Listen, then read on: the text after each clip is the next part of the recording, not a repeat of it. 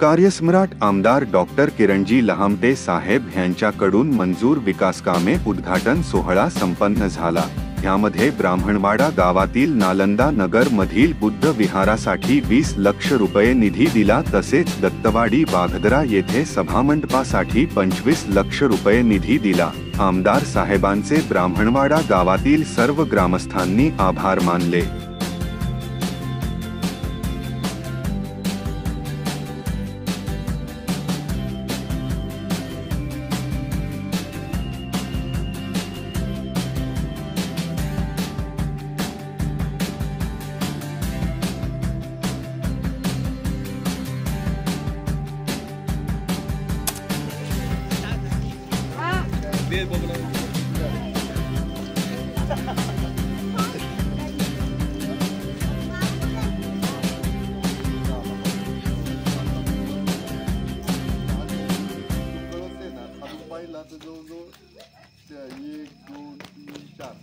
चौथा भाव काय नाही शेतीचा वारसा तो अर्धा बरोबर ना चांगला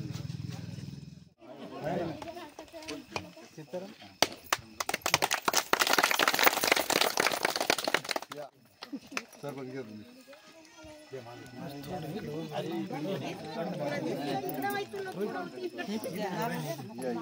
येते बरोबर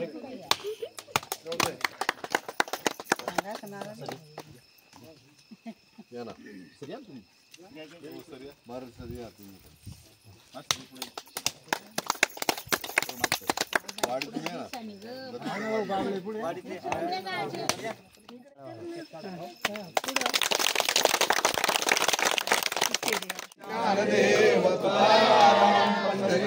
ना भगवान की जय मौली ज्ञानेश्वर महाराज की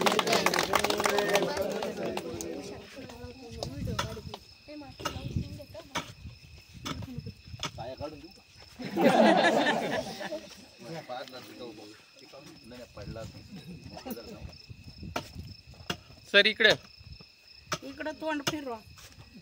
हा बरोबर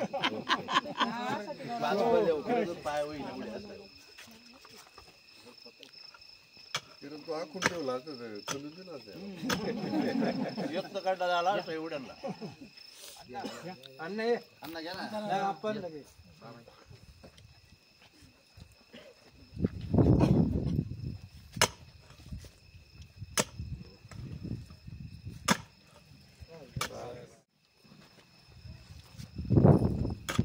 जरा जोरात मारा, मग जोरात सुरुवात होईल। आज या दत्तनगर मध्ये सभा मंडपाच्या भूमिपूजन सोहळा संपन्न होत आहे। त्यानिमित्तानं ह्या दत्त महाराजांच्या प्रांगणामध्ये त्या वाडीतील परिसरातील सर्व माता भगिनी, सर्व ग्रामस्थ, सर्व माझे बालमित्र उपस्थित आहेत। त्यावेळी सुभाषराव गायकर, त्याचबरोबर आमचे मित्र भारतराव, त्याचबरोबर प्रमोद सर, बाकी सर्वच या वाडीची सर्व ग्रामस्थ मंडळी उपस्थित मिळले। मागच्या वेळेला मला वाटतं सप्ताहाला आलो होतो आणि त्यावेळेला इथं भव्य असा तुम्ही सभा मंडप टाकला होता। त्यावेळेला तुमची सगळ्यांची मागणी आली की इथं सभा मंडप असावा। त्यावेळेला तुम्हाला शब्द दिला तुम्ही 1 वर्षात पूर्ण करतोय। त्याला प्रशासकीय मान्यता बऱ्याच दिवसापासून भेटली होती, वर्क ऑर्डर काम झाली आणि ठेकेदारासह आम्ही इथं आलोय। ठेकेदाराला विनंतीद्वारे सूचना करतो की काम क्वालिटीचं करा, दर्जेदार करा, लोक म्हणतील तसं करा। वरतून ट्रोप्लेक्सला पात्रा कोणता टाकायचा, तिथं फॅन लटकवायला, वरतून त्याला सुविधा करून ठेवायच्या, या सगळ्या गोष्टी पाळल्या जातील, जेणेकरून ह्या लोकांना नुसतं सप्ताह नाही की इथं लग्न करायची पण इच्छा झाली पाहिजे किंवा इथं लग्न करा। आता तुमचा ब्राह्मणवाड्यापासूनचा रस्ता मंजूर केलाय, मला वाटतं ठेकेदार झोपा करतोय। त्यांना काही कामाला स्पीड दिसत नाही तर त्याची झोप उडवतो मी आज किंवा उद्या. काय होतं की आम्ही ज्या तत्परतेनं रात्री मी मुंबईवरून 2 वाजता आलो, सकाळी 8ला माझा कार्यक्रम पहिला सुरू झाला उद्घाटनाचा. एवढी सगळी 22 उद्घाटन करून आता तुमच्याकडे आलोय. अजूनही काही थांबले नाही. लोक भेटायला राजूरला आले, गेल्यानंतर त्यांना भेटायचं आहे. एक माऊलीमध्ये तिला आज मालेगावमध्ये वाघानं पकडलं बिबट्यानं, तिला पण भेटायला गेलो होतो. आम्ही जर एवढं तळमळीनं काम करतो तर या ठेकेदारांनी पण तसं काम केलं पाहिजे, लोकांनी पण केलं पाहिजे. आता रस्त्याचं काम होणार आहे, मस्तपैकी ज्यांना पाईप टाकायचे ते टाकून घ्या. खरं तर ब्राह्मणवाड्यामध्ये तो रस्ता दिला तर त्यावेळेला तुम्ही जर सांगितलं असतं तर त्या रस्त्याची उंची तिथं वाढवता आली असते. त्या गटारांनी त्याच्यात अंतर पडलंय. मग आता काय, परत गटार तोडा, नवीन गटार बांधा. असं मी म्हणजे काय होतं की निधी येतोय पण त्या निधीचा विनाकारण वापर नाही होत आहे. तिथे जिथे गरजा आहेत तिथे. मागाशी आता मी एक ठिकाणी गेलो, बुद्ध विहाराला, मी तिथं 25 लाख रुपये दिले. मग तिथून चहा प्यायला नेलं मला एक ठिकाणी, लगेच तिथं रस्त्याची मागणी. म्हणजे आता मी जेवण आणि चहा सोडून देणार. कारण मी त्या जनता दरबारला बसतो राजूरला, लोक अशी 2-2.5 हजार लोकांची लाईन येतात, बिचारे काम घेऊन जाते. इथं मात्र चहा प्यायला न्यायचा आणि तेवढ्यात माझा कार्यक्रम करून द्यायचा. बरं काय होणार की समजा भविष्याच्या काळामध्ये आता आचारसंहिता 2-4 दिवसांनी लागते, त्याच्यानंतर जून महिन्यामध्ये अधिवेशन आहे, 21 मे पर्यंत मला वाटतं नरेंद्र मोदी पंतप्रधान होतील, परत होतील ना, होतील. आणि मग पंतप्रधान नरेंद्र मोदी झाले की परत सुरू होणार आमचा कामाचा झपाटा. त्यावेळेला काय निधी भेटतो त्याच्यावरती सगळं राहील. उगाच आश्वासनं द्यायची. मागं तुम्हाला आश्वासन दिलं तर माझ्याकडं 1-1.5-2 वर्ष होते. आता मी आश्वासनं देऊन, आणि काय होतं माणसाला, प्रत्येकाला, आमदार साहेबांना मी काम सांगितलं आणि त्याने ऐकलं नाही असं त्यांना वाटतं. शेवटी मला मर्यादा आहे ना, शेवटची 7 महिने, त्यात आता 2 महिने आचारसंहितेचे, मध्ये 3 महिने भेटणार आणि परत आचारसंहिता लागणार. तर एवढ्या कालावधीत मी किती काम आणू शकेन हे मलाच माहित नाही, आहे की नाही. म्हणून मी सध्या आश्वासनं देत नाही. लोकांना थोडंसं वाईट वाटलं तरी काय अडचणीचा विषय, थोडं खरं बोललं चांगलं असतं. विनाकारण हे करतो ते करतो, काहीच नाही केलं, लोक गावात उभं करत नाही, आहे का नाही. मागच्या वेळेस तसंच व्हायचं. मी तुमच्या ब्राह्मणवाड्याच्या रस्त्याची अवस्था पाहिली आहे. मी त्या भाऊसाहेब हांडेंच्या जागेला आलो होतो. अक्षरशः तांबराएवढे खड्डे होते. म्हणजे पुढाऱ्यांनी मोठमोठी भाषणं केली आणि निघून गेले, पण त्यांना ते रस्ते दिसत नव्हते. आता आपल्या लागाच्या घाटाची काय अवस्था होती. कदाचित लोकांना असंही वाटत असेल की हे असंच चालतंय का काय सगळीकडं. पण आता शेवटी मुंबईवाले आहेत किंवा बाकीचे लोक बाहेर पाहतात का इकडे एवढं चांगलं झालंय, कोकणातले रस्ते चालले, आणि मग अकोल्यातले का होत नाही, हा प्रश्न मलाही पडतो. का आधी होत नव्हते. माणिकराव कोकाटे माझे मित्र आहेत, आमदार सिन्नरचे. ते म्हणे, डॉक्टर साहेब तुम्ही एवढे रस्ते नेले, हा पिचड एवढे दिवस का नव्हता करत. म्हटलं आता तुमच्या बरोबरच होतं माझं, तुम्हीच विचारायचं, मी कशाला विचार, आहे की नाही. कारण माझ्याकडे काय झाले, मला कोण काय म्हणतंय, कोण काय, वेळ माझ्याकडं नाही. मला लोकांमध्ये जायचे, लोकांची कामं करायची. आता एवढे सगळे, आता 122 रस्ते सुरू झालेत आता एवढ्यात, काही अजून 2-4 दिवसात सुरू होती आचारसंहितेच्या. ह्या रस्त्यांची गुणवत्ता, या 2 महिन्यात बाकीच्यांना इलेक्शन पडलंय, मला ठेकेदारांकडनं गुणवत्ता, मला फक्त काय नारळ फोडायचा बंद होणार, मीडियावरती बातम्या राहणार नाही, पण माझे सुपरविजन चालू राहणार आहे. कुठं काम कसं होतंय, 15 मे पर्यंत हे झालंच पाहिजे. आता यांनाही रोपलेक्सचं काम आहे, म्हणजे 2 महिन्यात मला वाटतं हे काम पूर्ण व्हायला पाहिजे. 2 महिन्यात काम पूर्ण होईल आणि सुंदर असं, म्हणजे तुम्ही आता मार्च आणि एप्रिल, मे मध्ये कोणाचं लग्न केलं की मी लग्नाला येतो, काय अडचण.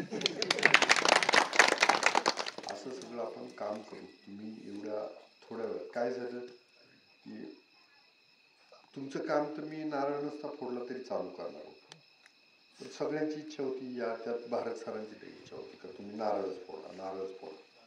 आणि काही जण म्हणतात की हा नुसता नारळ फोडून कामं चालू करत नाही. असं तर माझ्या बाबतीत काही घडलं नाही आतापर्यंत, आहे की नाही? असं झालं का मी नारळ फोडणं काम नाही झालं आत्तापर्यंत, ही एक असं काम नाही. हां, ठेकेदार चुकारपणा करत असतील, त्यांना लंबा करायचं काम माझं आहे. त्यामुळं मला 2 दिवसांना फोटो पडले पाहिजे का इथं काम चालू झालं. हां, व्हॉट्सअपच्या ग्रुप तुम्ही जर उशीर केला का पुढच्या वेळेला काम नाही. कारण कामं देऊन बदनामी सहन करणं माझा काय पिंड नाही. आणि पहिलं मी सांगतो की मी परत एकदा, मी राजा हरिश्चंद्राच्या नगरीतला माणूस आहे. जेवढे शब्द दिले तेवढे पूर्ण करा. मग कोणाची उधारी चुकवायची राहिली असेल मागची तर ती पण शब्द पूर्ण म्हणजे प्रामाणिकपणा सगळा हिसाब ह्याच जन्मात क्लिअर करायचा. पुढच्या जन्माला इथं क्लिअर झालं तर मुक्ती भेटेल ना, नाही क्लिअर झालं तर परत यावं लागेल फिरायला. माझं ठरलं, तुमचं काय ठरलं माझ्या जन्मात सगळं. असं सगळं परत एकदा तुम्ही जमला, तुमचा सप्ताह खूप छान होतो. मानलं तुम्हाला. इथं जवळपास दुकान आहे नाही, बांबोड्यातच आहे ना, तिथे गुटखा बंद करून टाका. अवैध दारू विक्री जात होत असेल तर ती बंद करा. विकास कामं पाहिजे ना, घेतो. मला मत द्या का नका, पण गावात एकोपा निर्माण करा, निर्व्यसनी पिढी निर्माण करा. आणि हे सगळं झालं ना, बस माझं राजकारण साध्य झालं.